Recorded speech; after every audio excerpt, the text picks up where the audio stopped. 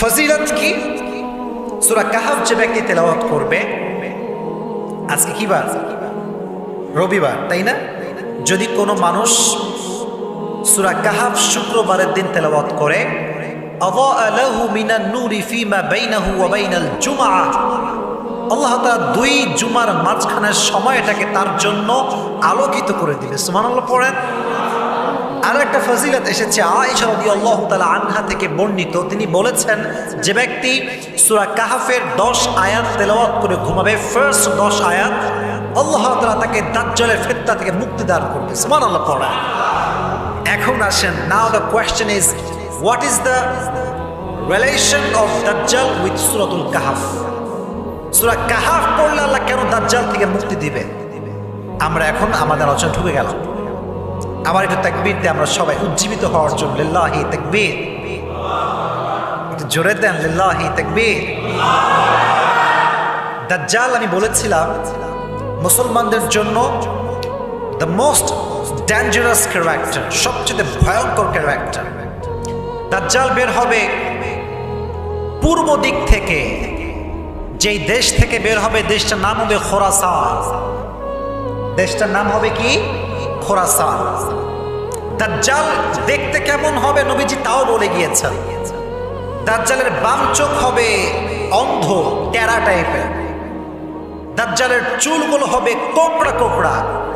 আমাদের চামড়া হচ্ছে হয়তো হোয়াইট কালার অথবা ব্ল্যাক কালার অথবা মাঝামাঝি শ্যাম বর্ণ, কিন্তু দাজ্জালের দেহের কালার হবে রেড কালার, লাল।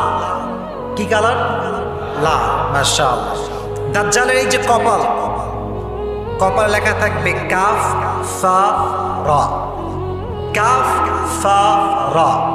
অবাক করা বিষয় কি জানেন? যে ব্যক্তি ঈমানদার হবে, ঈমানওয়ালা হবে, সে দাজ্জালকে একবার দেখার সঙ্গে সঙ্গে বুঝে ফেলবে সে দাজ্জাল। সুবহানাল্লাহ পড়লেন না? আর যার ভিতরে ঈমান থাকবে না, যে আল্লাহকে প্রকৃতপক্ষের বিশ্বাস করবে না, সে শিক্ষিত হতে পারে, বাট কাফেরের এই দাজ্জালের কপালে যে লেখা আছে কাফারা, সে শিক্ষিত হওয়া সত্ত্বেও সে পড়তে পারবে না। এর জন্য ঈমানটা দুর্বল রাখতে হবে না শক্ত রাখতে হবে? ঈমানটা দুর্বল হতে হবে না শক্ত হতে হবে? আল্লাহ আমাদের সকল ঈমানকে শক্তিশালী করে দিক, পড়ে আমিন। এখন দেখেন দাজ্জাল যখন আসবে মুসলমানদের অবস্থা কেমন হবে? হাদিসে এসেছে মুসলমানরা অনেক ভালো অবস্থায় থাকবে, বিজয়ী হয়ে থাকবে, গোটা বিশ্বকে মুসলমানরা শাসন করবে, এমন অবস্থায় দাজ্জাল আসবে। কিন্তু দাজ্জাল আপনাকে এমন ভাবে ফিতনায় ফেলবে আপনি টেরই পাবেন না। আমি খুবই শর্টকাটে বলছি, because time is very short. আমি প্রেসাইজলি বলছি, পরিপূর্ণ লং ওয়েতে বলবো না। দাজ্জাল আমাদের সবাইকে 4টা ফিতনায় ফেলবে। কয়টা? জোরে বলেন কয়টা? নাম্বার 1 হচ্ছে trial of faith, number 2 is trial of wealth, number 3 is trial of knowledge, and number 4, and that is the last, trial of power. এক হচ্ছে ঈমানের পরীক্ষা, 2 নাম্বার হচ্ছে আপনার সম্পদের পরীক্ষা, 3 নাম্বার হচ্ছে আপনার জ্ঞানের পরীক্ষা, 4 নাম্বার হচ্ছে আপনার ক্ষমতার পরীক্ষা। মোট কয়টা হলো? মুখস্থ। 1 হচ্ছে ঈমান, 2 হচ্ছে সম্পদ, 3 হচ্ছে জ্ঞান, নলেজ, সর্বশেষ হচ্ছে ক্ষমতার পরীক্ষা। আল্লাহ তাআলা এই 4টা ফিতনা থেকে উম্মত কেমন করে বাঁচবে, এই 4টার সমাধান আল্লাহ সূরা কাহাফে ঢুকিয়ে দিয়েছে। সুবহানাল্লাহ পড়েন। তাহলে আমরা আগে একটু মুখস্থ করি, আমরা কয়টা ফিতনায় পড়ব দাজ্জালের মাধ্যমে? নাম্বার 1 হচ্ছে অ্যাবাউট ফেথ, ঈমানের ব্যাপারে। ঈমান বড় দামি জিনিস। ঈমানের ফিতনা থেকে আমরা কেমন করে বাঁচবো, কেমন করে নিজেকে বাঁচাবো? আল্লাহ একটা স্টোরি বলেছেন, সুন্দর ঘটনা। এটাকে বলা হয় আসহাবে কাহফ। এটাকে বলা হয় কি? আসহাবে। যুবক ভাইরা, হিস্ট্রি জানতে হবে, ইতিহাস জানতে হবে, দাজ্জাল কাকে বলে জানতে হবে, ফিতনা কি হবে জানতে হবে। মুসলমান ঘরের সন্তান আমরা, সূরা ফাতিহা ঠিক মতো পড়তে পারি না আমরা। এটা আমাদের অবস্থা। বলেন তো এটার নাম কি? আসহাবে কাহাফ। ঘটনাটা খুবই সুন্দর এবং খুবই লেসনফুল স্টোরি, মনোযোগ দিয়ে শুনবেন। আমরা বলছিলাম দাজ্জাল নিয়ে কথা, যে দাজ্জাল আমাদেরকে 4টা ফিতনায় ফেলবে। নাম্বার 1 হচ্ছে ট্রায়াল অফ ফেথ, ইমানের পরীক্ষা। 250 খ্রিস্টাব্দ কালের কথা, তখন একজন বাদশাহ ছিলেন, তার নাম ছিল দাকিয়ানুস। আমাদের বাংলাদেশের প্রধানমন্ত্রীর নাম কি? শেখ হাসিনা। প্রত্যেকটা রাষ্ট্রে, প্রত্যেকটা সিটিতে, প্রত্যেকটা দেশে দেশে আলাদা মেয়র থাকে, আলাদা এমপি থাকে, এবং প্রত্যেক দেশে বিভিন্ন প্রধানমন্ত্রী থাকে। এক দেশে এক প্রধানমন্ত্রী, আর এক দেশে আর এক প্রধানমন্ত্রী। তো তৎকালীন সময়ে যিনি বাদশাহ বা প্রাইম মিনিস্টার ছিলেন, তার নাম ছিল দাকিয়ানুস। সে ছিল মূর্তি পূজক, মূর্তি পূজা করত। তার যুগে 7 জন যুবক মূর্তি পূজাকে বাদ দিয়ে এক আল্লাহর উপরে ঈমান এনেছিল। সুবহানাল্লাহ পড়েন। এবার দাকিয়ানুস খবরটা জানতে পারলো যে আমার এই ইফসিস শহরে 7 জন যুবক আল্লাহর উপরে ঈমান এনেছে। সে অর্ডার করলো, যাও 7 জন যুবককে আমার কাছে নিয়ে আসো। এবার দাকিয়ানুস বলল, 7 জন যুবক, তোমরা কি জানো তোমরা কি করছো? তোমরা কেন আল্লাহর উপরে ঈমান এনেছো? তোমাদের সাহস কত বড়? তোমরা কি জানো যে আমি তোমাদেরকে পাথর নিক্ষেপ করে হত্যা করতে পারি?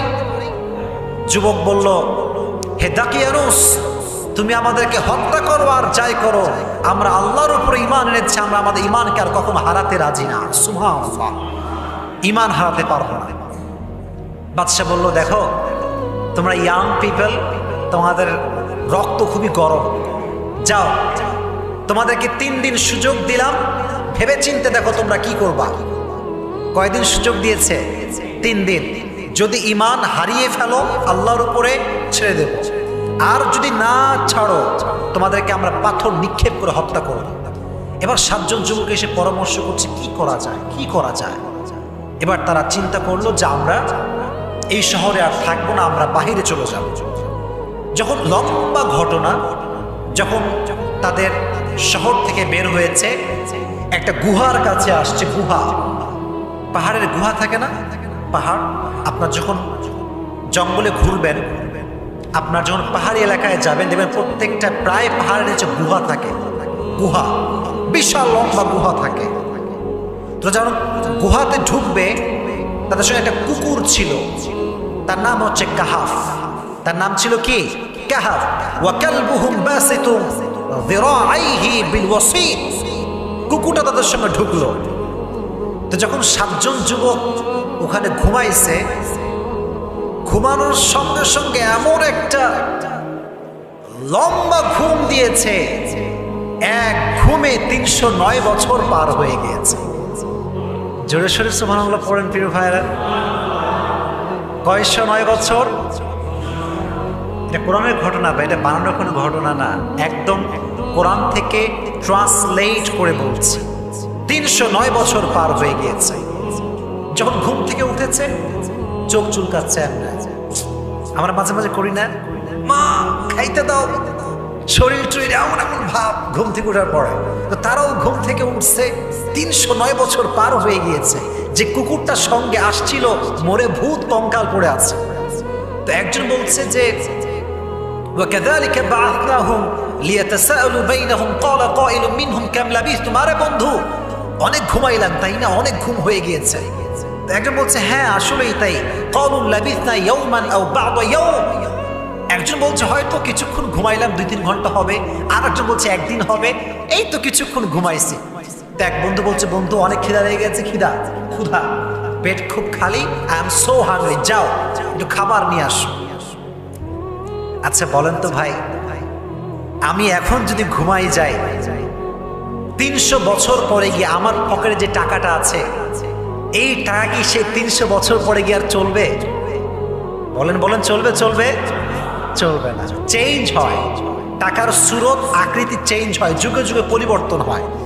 তো যখন বাজারে গিয়েছে, তখন সে রুমাল টুমাল দিয়ে ঢেকে গিয়েছে, কারণ তাদের উপরে তো ফাঁসির অর্ডার আছে, তারা ঈমান এনেছিল দাকিয়ানুসের যুগে।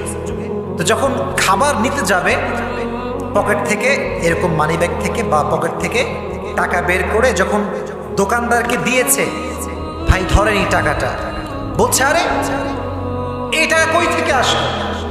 তো বহু আগের টাকা, এটা তো আগের যুগের টাকা, এটা তুমি কই পাইলা? বলে আরে কি কও, আগের যুগের টাকা মানে আমি তো কালকে এটা বাজার করলাম। হিসাব মিলে না, কারণ সে তো ঘুম কি করেছে কত বছর পরে? মাশাআল্লাহ, কত বছর পরে? 309 বছর পরে। এখন তাদের সঙ্গে তর্ক বিতর্ক শুরু হয়ে গেল। তারা বলে তোমরা অবশ্যই গোপন সম্পদের সংবাদ পেয়েছো, চলো বাদশার কাছে। বাদশার কাছে নিয়ে যাওয়া হলো। বাদশা বলছে কি ব্যাপার, তোমরা কি সত্যি গুপ্তধনের খবর পেয়েছো? বলছে না বাদশা, আমরা তো এই জায়গার সন্তান, আমাদের বাপ মা এখানে থাকে, ওই জায়গায় আমাদের বাসা। কিন্তু ভাই 309 বছর পার হয়ে গিয়েছে, বাপও মরে গেছে, মাও মরে গেছে, 14 গোষ্ঠী মহিলা ভূত হয়ে গেছে, শেষ। এখন বাদশা কি করলো? তাদেরকে জাস্টিফাই করার জন্য 309 বছর আগে দাকিয়ানুস বাদশার যে নথিপত্র থাকে, প্রত্যেক যুগের বাদশার নথিপত্র থাকে, সেটা বের করা হলো ছেঁড়া বোড়া। সেখানে লেখা আছে 7 জন মোস্ট ওয়ান্টেড যুবক যাদের উপরে ফাঁসির অর্ডার ছিল, তারা পালিয়ে গিয়েছিল। তখন তিনি বলেন যাও তোমার আরো 6 জন বন্ধুকে ডেকে নিয়ে আসো। যখন সে গুহায় প্রবেশ করেছে, সঙ্গে সঙ্গে আল্লাহ তাআলা 7 জন যুবককে জায়গায় মৃত্যু দিয়েছেন, তারা জায়গায় মারা গিয়েছে। এবং তারা মৃত্যুবরণ করার পরে তৎকালীন সময়ের বাদশাহ তারা সেখানে একটি মসজিদ নির্মাণ করেছে। এখন মেইন থিংটা বোঝেন, এই 7 জন যুবকের চিন্তা ছিল আমরা ইসলাম কায়েম করব। কি কায়েম করব? ইসলাম কায়েম করব। 309 বছর পর যারা, যখন তারা ঘুম থেকে উঠেছে, যেই দেশে তারা ছিল ওই পুরো দেশটা, প্রত্যেকটা মানুষ কালেমা করে মুসলমান হয়ে গিয়েছিল। সুবহানাল্লাহ পড়া। বাদশাও ছিল মুসলমান, রাজা ছিল মুসলমান, প্রজাও ছিল মুসলমান। তাদের ইমানের স্বপ্নকে পূরণ করে দিয়েছে। এখান থেকে শিক্ষা হচ্ছে, আপনার বিরুদ্ধে যত মানুষই যাক না কেন, ইমান আমার জায়গায় আছে, ইমান আমি ছাড়ব না। আমাকে জুলুম করা হোক, অত্যাচার করা হোক, হত্যা করা হোক, আমি যে আল্লাহর উপর ইমান এনেছি, ইমানটা কখনো ছেড়ে দেওয়া যাবে না। রাজি আছেন তো ইনশাআল্লাহ?